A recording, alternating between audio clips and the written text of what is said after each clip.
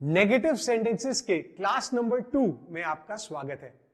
कल हमने future tense के नेगेटिव सेंटेंसेस और आई वी यू दे के प्रेजेंट फॉर्म के नेगेटिव सेंटेंसेस बनाना सीख लिया था। अगर आपको याद हो, फ्यूचर टेंस में विल बन जाता है विल नॉट, और प्रेजेंट टेंस में डू नॉट का यूज करके हम नेगेटिव सेंटेंसेस बहुत आसानी से बना सकते हैं। आज हम बात करेंगे ही शी इट प्रिया के बारे में। जैसा कि हमने ऑलरेडी बात कर ली है, कोई भी सेंटेंस के जो सब्जेक्ट्स होते हैं उन्हें हम दो कैटेगरी में डिवाइड करते हैं। पहला होता है आई वी यू दे, दूसरा होता है he she it Priya. I we you they के नेगेटिव सेंटेंसेस बनाना हमने कल सीख लिया। आज हम सीखते हैं ही शी इट प्रिया के नेगेटिव सेंटेंसेस को बनाना। कल हमने एक और इंपॉर्टेंट कॉन्सेप्ट को समझा था, जो था हेल्पिंग वर्ब का कॉन्सेप्ट। हमने देखा था कि आई लाइक करेला बन गया था आई डू नॉट लाइक करेला।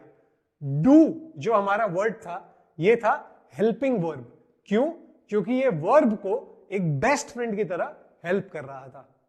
आज देखते हैं कि ही शी इट प्रिया के नेगेटिव सेंटेंसेस में हेल्पिंग वर्ब क्या हो जाएगा। ही शी इट प्रिया के नेगेटिव सेंटेंसेस में डू बन जाएगा does, DOES does.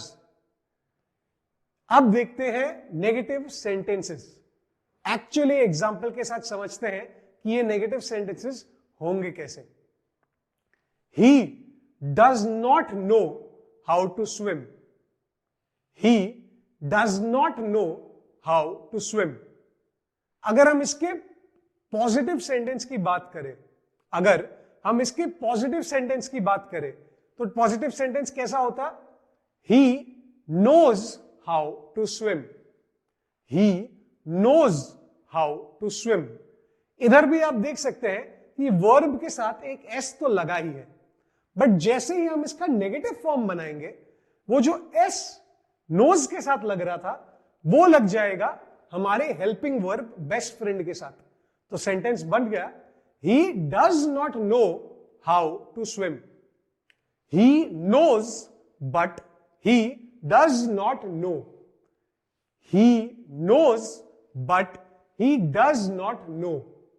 Priya eats non-vegetarian food. Priya eats non-vegetarian food. But इसके नेगेटिव सेंटेंस में प्रिया does not eat non-vegetarian food. Priya does not eat non-vegetarian food. Priya eats, Priya does not eat.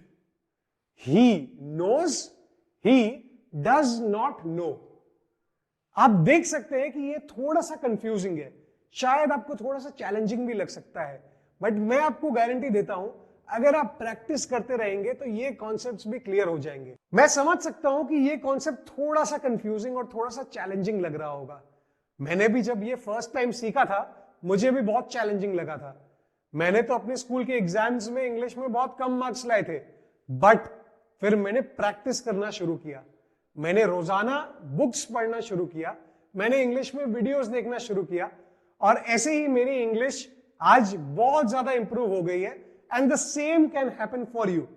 All you need to do is lay stress on these exceptions and keep practicing every single day. So we have finally understood कि हम जब present tense के negative sentences बना रहे होंगे तो I, we, you, they में do not use होगा, he, she, it, प्रिया में does not use होगा, I, we, you, they में do not, he she it Priya में डज नॉट। ये हो गया प्रेजेंट टेंस के नेगेटिव सेंटेंसेस कंप्लीट। अब कौन सा टेंस बाकी रहता है? जी हां, पास्ट टेंस।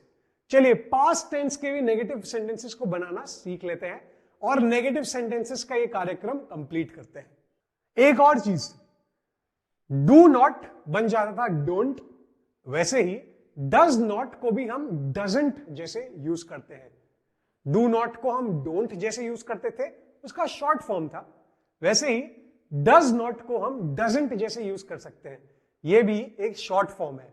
दोनों का मीनिंग सेम है, बट लिंगो में बात करने में डजंट यूज किया जाता है डज नॉट से ज्यादा।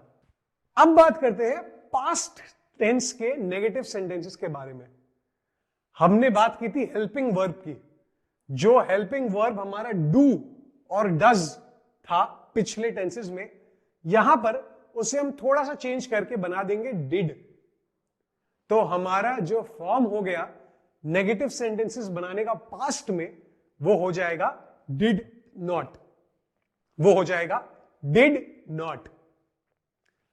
Subject plus did not plus verb plus पंगा।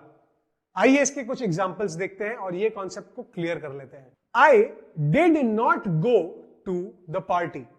एक पार्टी थी जिसमें मैं नहीं गया था। I did not go to the party. I do not go to the party गलत हो जाएगा। I does not go to the party भी गलत हो जाएगा। I did not go to the party सही होगा। I do not go to the party गलत सेंटेंस है।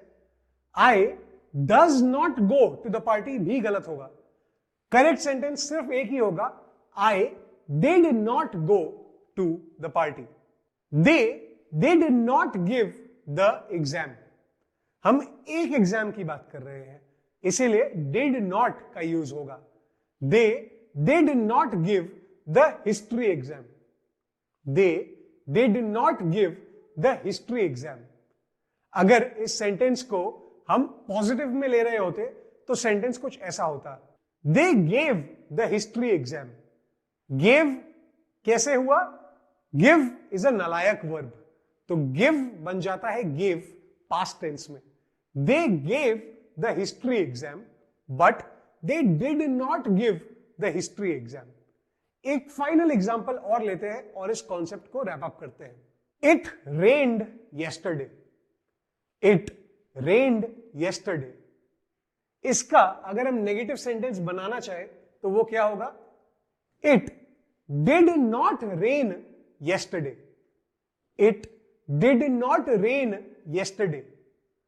इट डिड नॉट रेन भी गलत होगा, क्योंकि हमने ये देखा है कि जो हेल्पिंग वर्ब है यानी कि जो डू डिड डज है, उसने सारा भार जो है वर्ब से ले लिया है।